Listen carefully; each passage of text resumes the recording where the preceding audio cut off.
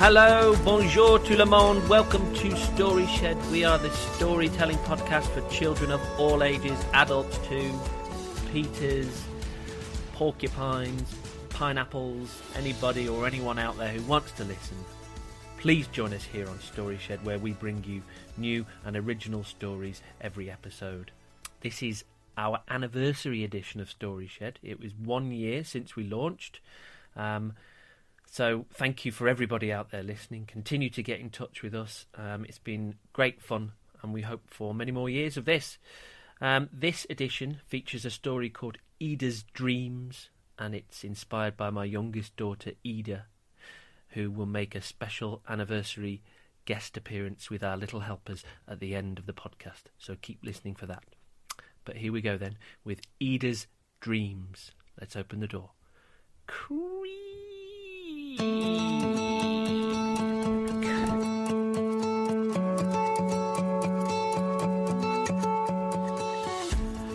Story Shed, episode 15, Ida's Dreams.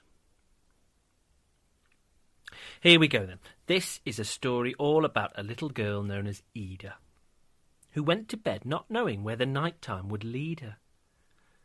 During the day, Ida was a busy little kid. And here is just a short list of some of the things that she did.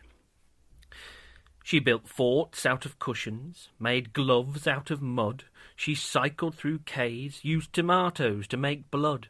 She danced in the snow, she read books, sat in trees. She used her sword to bring dragons to their knees. She swam in rivers and made hats made of feathers. She camped in the garden in all of the weathers. But at night time is when her real adventures began. Ida would always fall asleep clutching something in her hand. And that object would determine where she went when she slept. Into what kingdom, what jungle, onto what planet would she step? She once went to bed holding a half-eaten banana, and ended up spending the night in a rainforest in Ghana, swinging through the trees with a troop of cheeky monkeys, looking down on leopards, her hair flapping in the breeze. If she fell asleep with a beach bucket in her hand, she would end up rescuing pirates from quicksand. If it was a fire engine that she went to bed holding, she would find herself in New York with a fire unfolding. And she would battle a wall of flame, clutching a hose, biting her lip and taking aim. When Ida ended the day grasping a paintbrush, she would spend the night alone in a peaceful hush, painting landscapes, using colours she had never even seen before, waves of a golden ocean lapping gently upon a bright red shore. Sometimes Ida didn't want to return from the night. Others, she would be delighted to see the morning light. But whatever adventure she'd been involved in, there was one way to return from wherever she'd been. The moment she looked down and remembered the object in her hands was the moment that she would be back at home, back from faraway lands. One night in midwinter, Ida went to bed clutching the fallen branch of a tree. Where would this take her? Where in the world would she go? What would she see? Soon after lights out, our little girl found herself in a forest of unimaginable wonders. Multicoloured trees, floating flowers, caterpillars the size of cucumbers. From the boughs of a silver tree, Ida watched a flock of red sparrows, swooping towards an inky lake and drinking heartily from the shallows. She closed her eyes and listened to the wind, which seemed to be playing a tune. She climbed further, up above the treetops, and gazed upon a scarlet moon. It was as she reached the forest floor again, however, that the mood shifted. The leaves rustled as one, it grew darker, and the sense of joy lifted.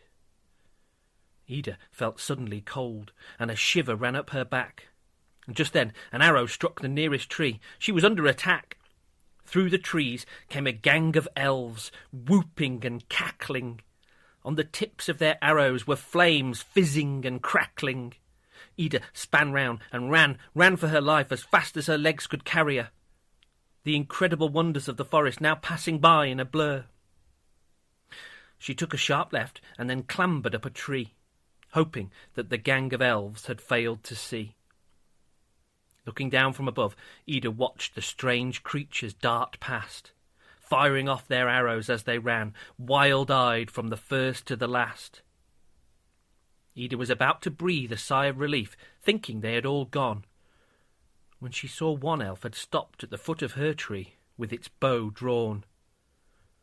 Ida climbed higher, further and further up the tree. The elf began climbing too, slowly but steadily. Panic grasped Ida in its icy grip. The elf rose higher, licking its lips. Suddenly, Ida remembered the branch she had been holding and looked down at her hand.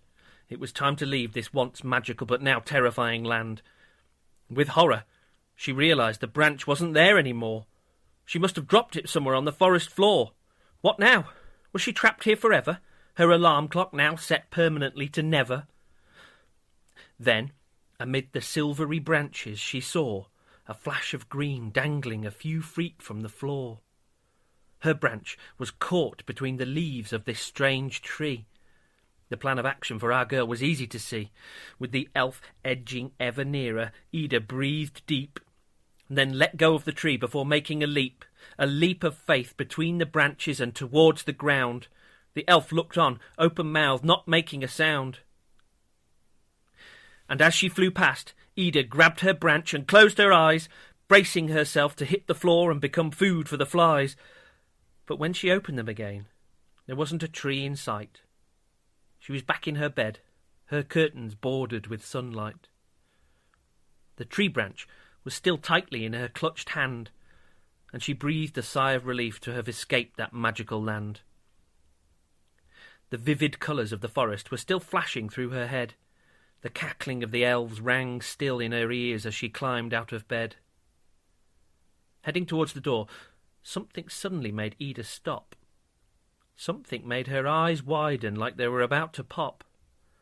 On her bedroom floor, at the foot of her shelves, was an arrow, just like the ones used by the elves.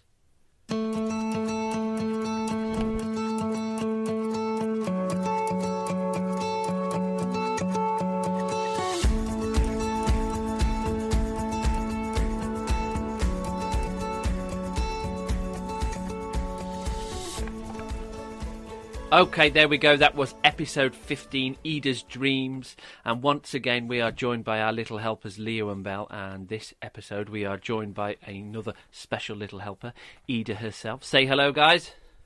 Hi. Hello. Hi. Okay, so first question.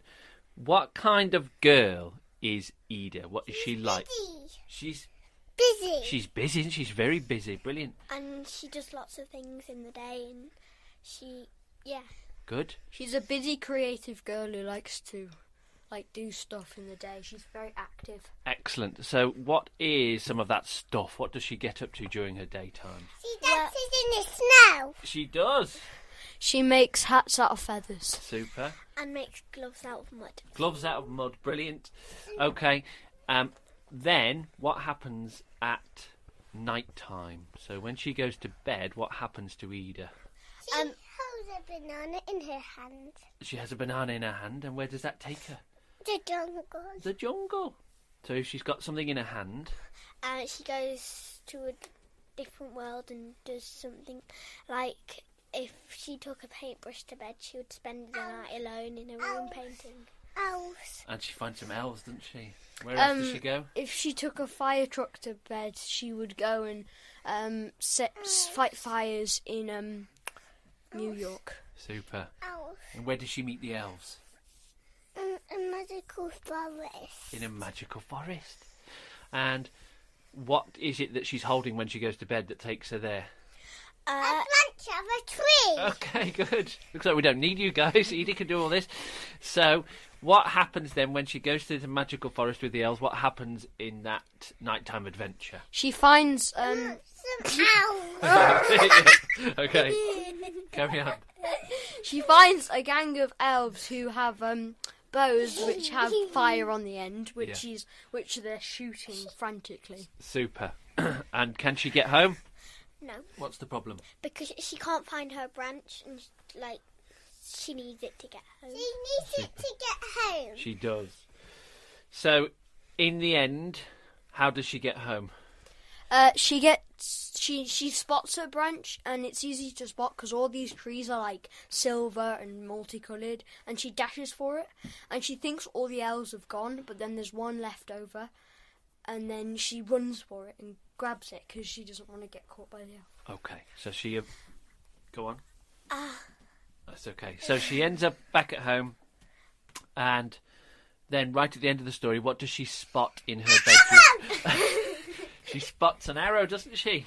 Yeah, she spots an arrow. Yes. What does that mean? What does that tell us? It might have actually become true. Yeah. It might be magical. Might be magical. Might be true. What do we think? Do we think these adventures are dreams, or do we think that she goes on these adventures? She goes on them. Yeah?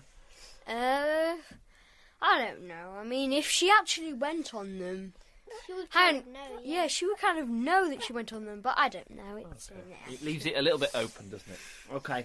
And if there is a message for this one, do we think there's a message? Dream big dreams. Dream big dreams. Dream big dreams. Dream big dreams. Dream big dreams. Okay, I like it. And finally, last question before we go. If you could go on a nighttime adventure anywhere, where would you go? I would go to a sparkly castle. A sparkly castle? Princess. With princesses, very nice. I would go, two places. Either to, be a knight and, fight with, against, dragons and orcs. Or I would go and be like a football adventure. Be like a famous football star who scores goals and stuff. Super. Well, I would either go, exploring in, a forest and meet, new friends, or I would spend the night with, different animals. Nice. Good. A real mix there. Super. So, thank you very much, Little Helpers. Thank you, especially Ida, for joining us. Say bye-bye. Hello. Okay. Say bye-bye, guys. Bye. See ya.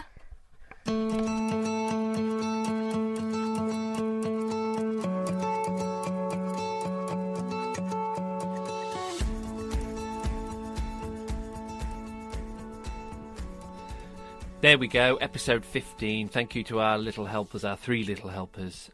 Please look out for the next episode. Please get in touch with us on Twitter at StoryShedPod, or our email is StoryShedPodcast@gmail.com. We love hearing from you. See you next time. Bye-bye.